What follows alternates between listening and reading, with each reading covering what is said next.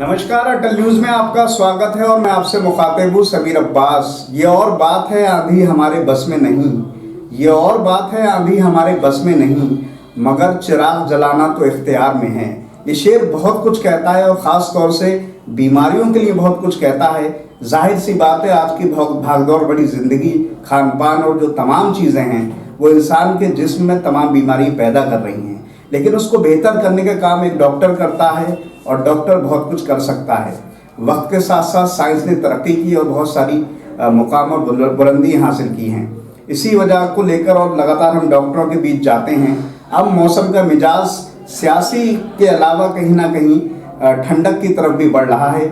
जाहिर है कि सर्दी बढ़ेगी तो बहुत सारी बीमारियां बढ़ेंगी। उन तमाम बातों को लेकर और इसके अलावा क्योंकि अभी हालात हाजरा में और कहना चाहिए मौके पर जो है डेंगू का भी प्रकोप जारी है। बहुत सारी बरेली में भी मौतें हुई हैं। इसको लेकर कहीं ना कहीं लापरवाही जो है तमाम चीज़ें सामने आती हैं। हर साल डेंगू आता है, हर साल मुसीबतें आती हैं, लेकिन उससे कैसे बचना है, किस तरह का इलाज अवेलेबल है, उन तमाम विषयों पर बात करेंगे। हम इस टाइम अमृत धारा अस्पताल में मौजूद है और हमारे साथ डॉक्टर मोहम्मद नदीम साहब मौजूद हैं। उनकी जब हम बात करते हैं तो उनकी जो शुरुआती ज़िंदगी है वो पीलीभीत में गुजरी। शुरुआती तालीम भी उन्होंने वहीं से हासिल की और उसके बाद क्योंकि ख्वाहिश थी मेडिकल की फील्ड में जाने की, इसकी वजह से उन्होंने जो है MBBS की शुरुआत की सैफई से जाके। और जब ये सिलसिला आगे बढ़ता है तो MBBS वो क्वालिफाई कर जाते हैं और उसके बाद ऑल इंडिया उनकी रैंक आती है। उसके बाद वो अलीगढ़ मुस्लिम यूनिवर्सिटी से उन्होंने MD मेडिसिन में किया। अपने तजुर्बे में और इजाफा करने के लिए वो ऋषिकेश एम्स चले गए, वहाँ से अपने तजुर्बे में और इजाफा किया और फिर तमाम वजहों से वो दोबारा अलीगढ़ मुस्लिम यूनिवर्सिटी आए और तजुर्बे में इजाफा किया। और क्योंकि बरेली की मिट्टी और बरेली की तहजीब कुछ ऐसी रही है, बरेली हो या पीलीभीत अलग अलग नहीं हैं, दो भाई हैं, इसी वजह से वो बरेली उनके आने की ख्वाहिश थी और आज अमृत धारा अस्पताल में वो अपनी सेवाएं दे रहे हैं।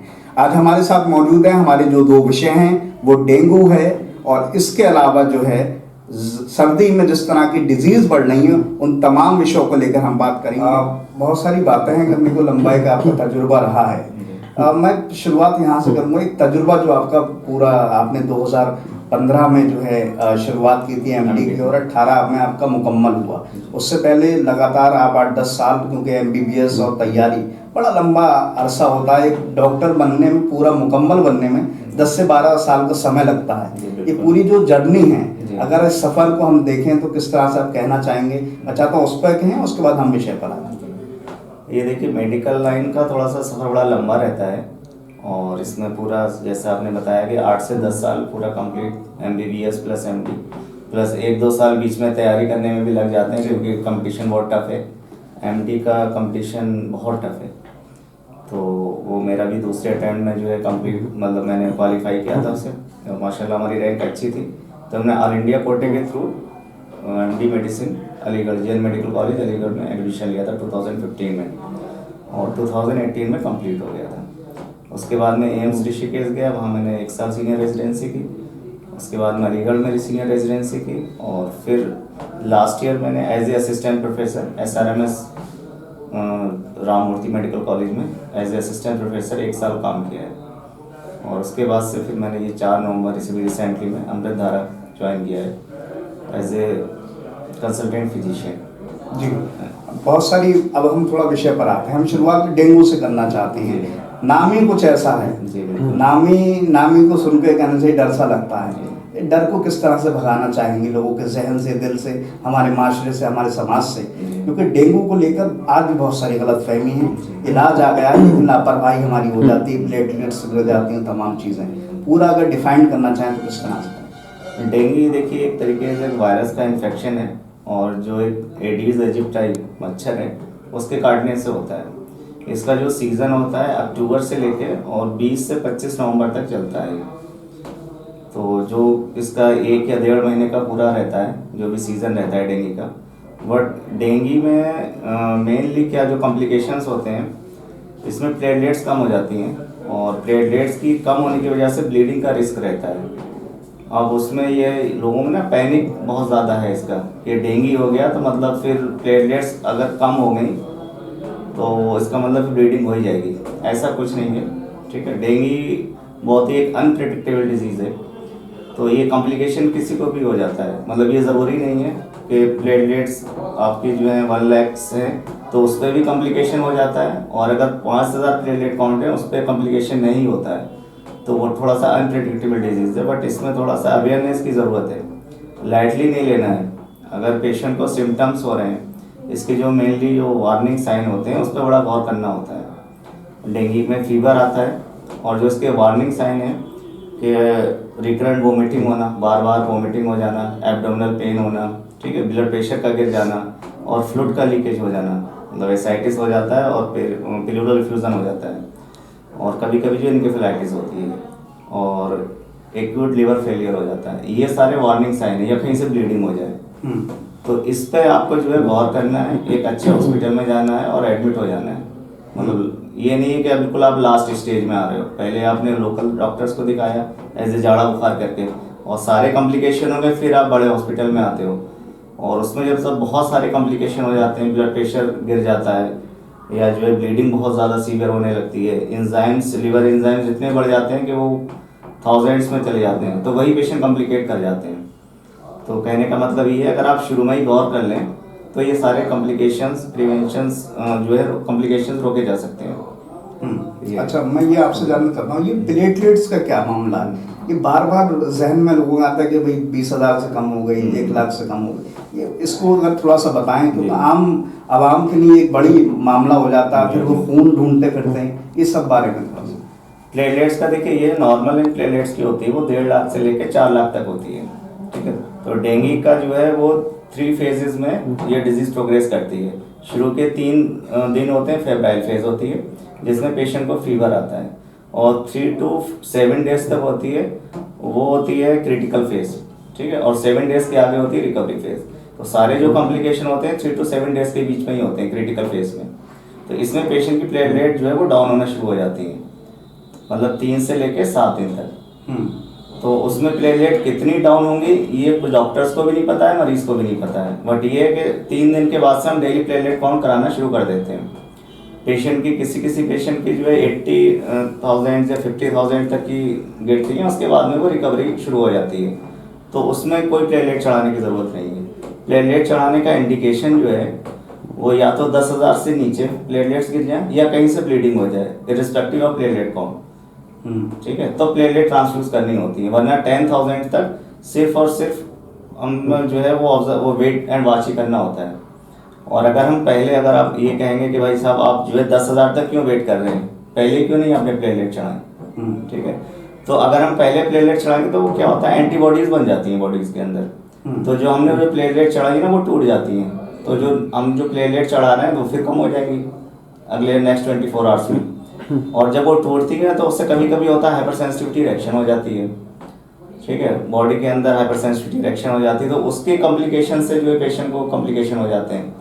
पता चला पेशेंट का बीपी हाइपर सेंसिटिविटी रिएक्शन से एनाफिलैक्टिक शॉक हो गया पेशेंट को, तो प्लेटलेट अननेसेसरी भी नहीं चढ़ाना चाहिए। अब पेशेंट के दिमाग में जो है, पेशेंट अटेंडेंट के दिमाग में ये रहता है साहब प्लेटलेट चढ़ा दो, जैसे उसने देखा ना कि प्लेटलेट्स कम हो गए तो उसकी बस एक ही डिमांड रहती है साहब प्लेटलेट चढ़ा दो।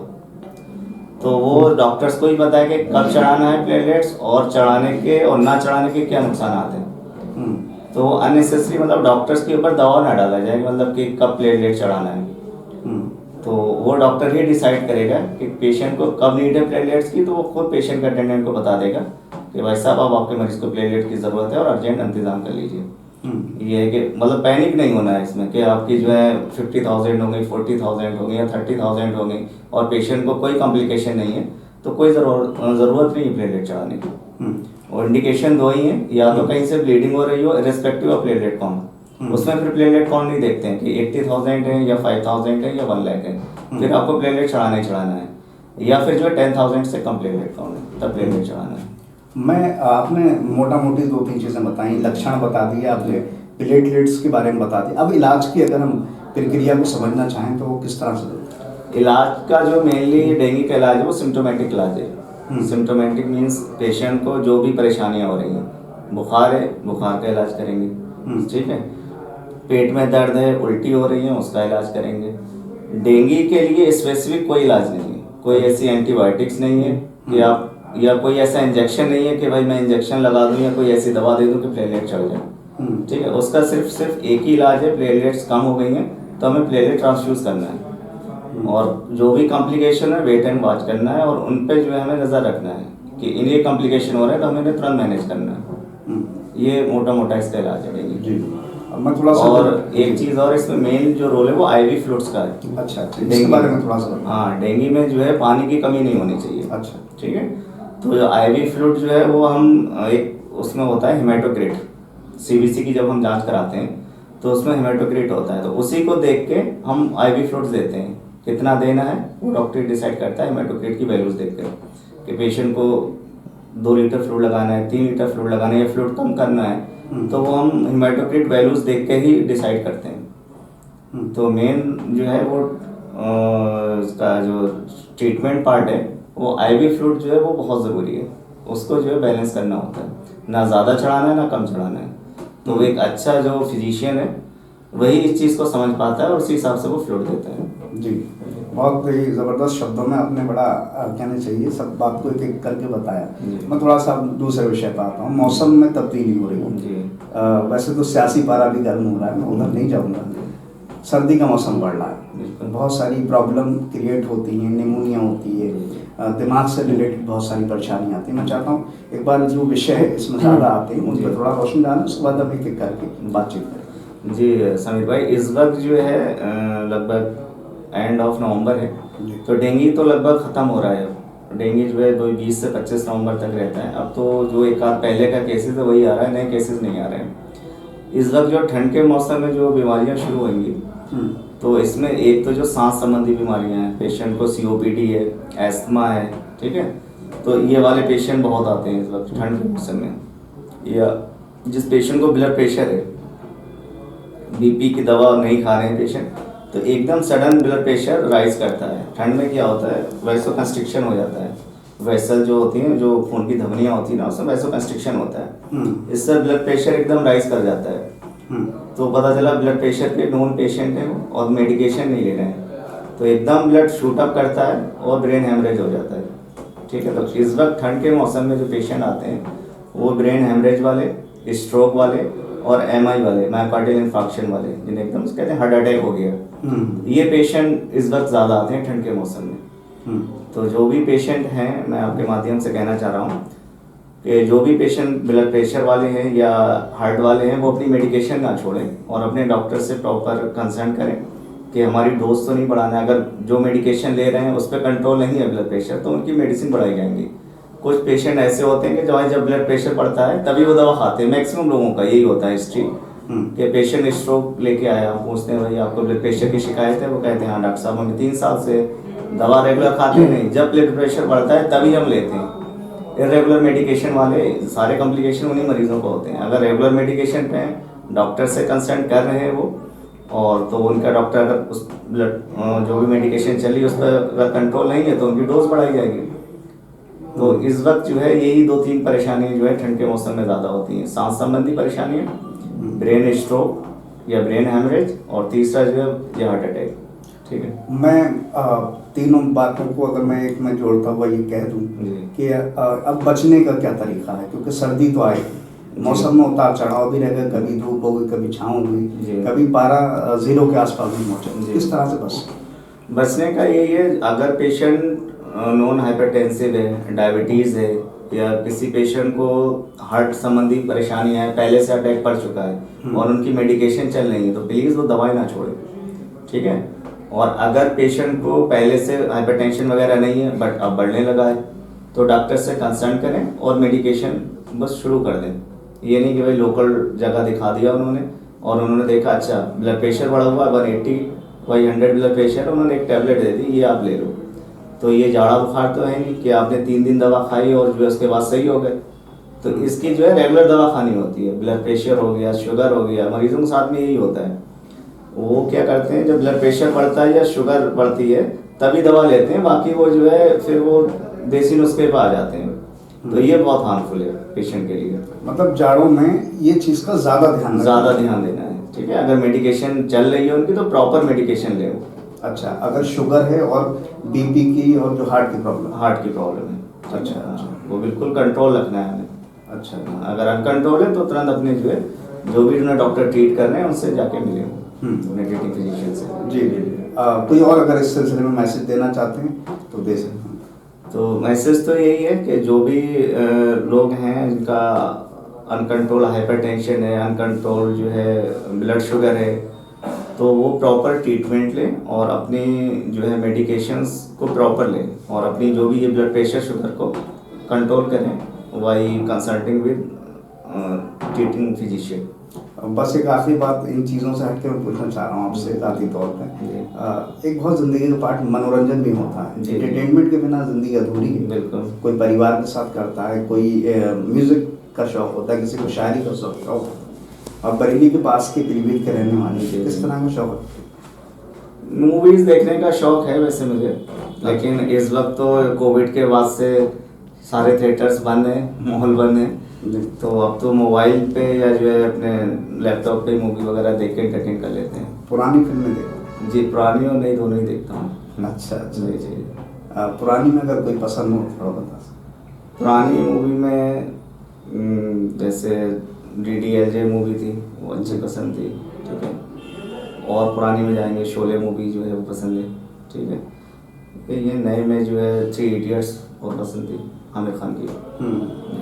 चलिए, ये कहना चाहिए जोश पैदा करने वाली फिल्में हैं। जी जी बिल्कुल। थ्री इडियट और कुछ और फिल्मों का नाम लिए, जी जी। तमाम अलग अलग विषयों में माहिर थी फिल्में। फिलहाल बहुत सारी शुभकामनाएं हैं आपके लिए, और भी विषय पर हम बातचीत करते रहेंगे। जी, बड़े बिजी लाइफ होती है, क्रिटिकल केयर का भी आप देखते हैं, तमाम और भी चीज़ें, और सर्दी में जिम्मेदारी बढ़ जाएगी। बहुत सारी शुभकामनाएं आपको। बहुत बहुत शुक्रिया समीर भाई। तो हमारे साथ थे डॉक्टर नदीम साहब, जिनसे आज हमने जो बात की वो डेंगू को लेकर की। इसके अलावा जो सर्दी में डिजीज़ बढ़ रही है उसके बारे में जिक्र किया, और भी विषयों पर हम भविष्य में बातचीत करते रहेंगे। उन्होंने हल्के फुल्के अंदाज में अपने शौक़ के बारे में बताया। फिल्मों का शौक़ है, अच्छी बात है, मनोरंजन का एक पार्ट वो भी है, जाहिर है एक डॉक्टर भी इंसान ही होता है। हमारी बहुत सारी शुभकामनाएं हैं। बरेली की सरजमीन पर आए उन्हें भले ही कुछ वक्त हो गया, लेकिन तकरीबन नवंबर में इन्होंने अमृतधारा अस्पताल ज्वाइन किया है। वो इसी तरह से जो है लोगों की ज़िंदगी की हिफाजत करते रहें और अपनी प्रोफेशन से बरेली पीलीभीत का नाम रोशन करते रहें, अपने परिवार का नाम रोशन करते रहें और ज़िंदगी बचाते रहें। फिलहाल इन तमाम बातों के साथ मैं समीर अब्बास, कैमरामैन रईस हुसैन के साथ